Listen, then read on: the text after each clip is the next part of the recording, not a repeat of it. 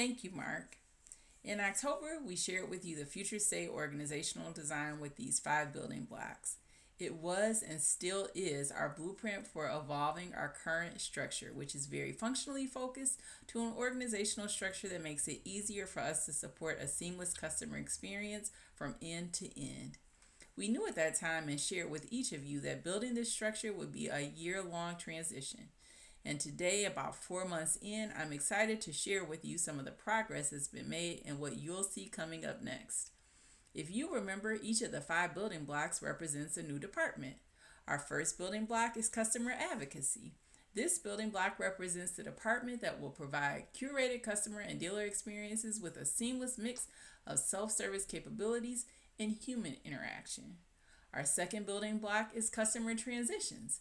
This block represents the department that will provide a seamless and curated process for customers and dealers at the beginning and end of the customer lifecycle. Next, there is innovation and transformation. This department will drive strategic business improvement initiatives based on close collaboration and feedback.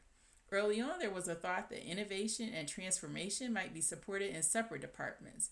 Just like many of the concepts in SCT, there was continued analysis and exploration, which led to the conclusion that given the close charter between the future focused nature of innovation and transformation work, these teams could be effectively merged into one even more effective group.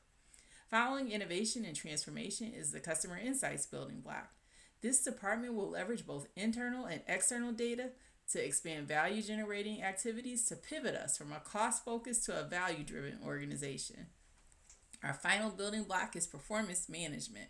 Given the magnitude of change required to deliver on the mission of SCT, quite a lot of consideration was given to the order of operation to reorganize our teams. In anticipation that we will need to partner in new ways to better meet future challenges, there was a need to launch the performance management team as the first building block.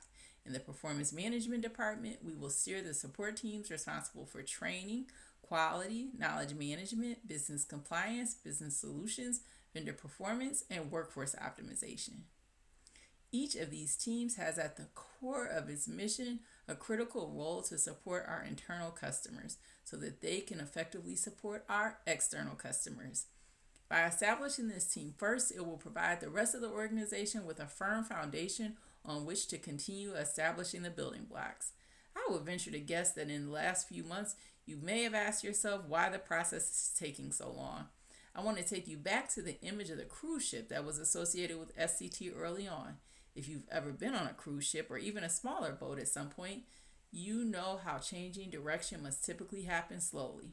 Moving too quickly will almost always guarantee a poor outcome. In order to ensure the smoothest transition possible, the SCT program will launch each department over a series of steps to smooth out the transition. The first step is establishing the proper organization structure. A lot of care and attention are given to examining the purpose and objective of each new team. Time is taken by leadership to align on the purpose that the team must serve, and consideration is given to how the team can be structured in such a way that its most important resources, people, can be put to their highest and greatest use. After the high level organization structure is designed, a leader is identified to support the new team. As a new leader in a new department, I can share with you my personal experience.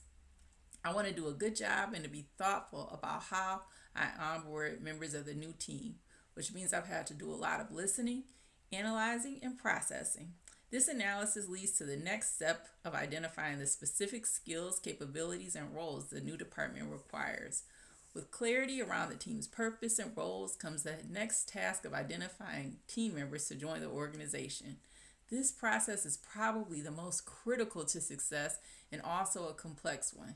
Care must be taken to ensure that team members have an opportunity to understand what will be required of them should they accept the opportunity to transition to the new team.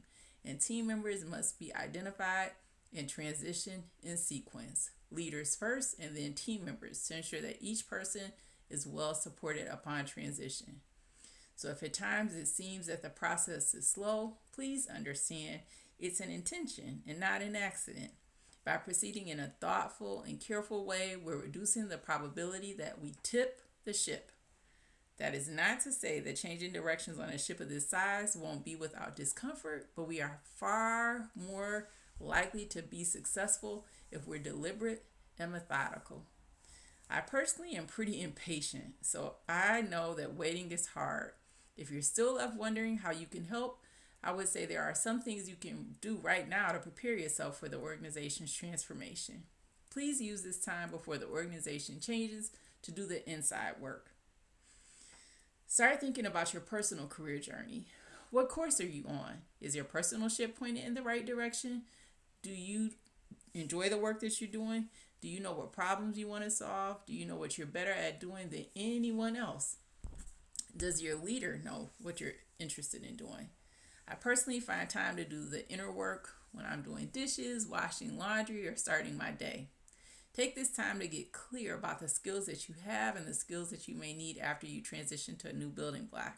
Giving thought to how the organization will transform and how your own work might transform is what I think of as the inner work.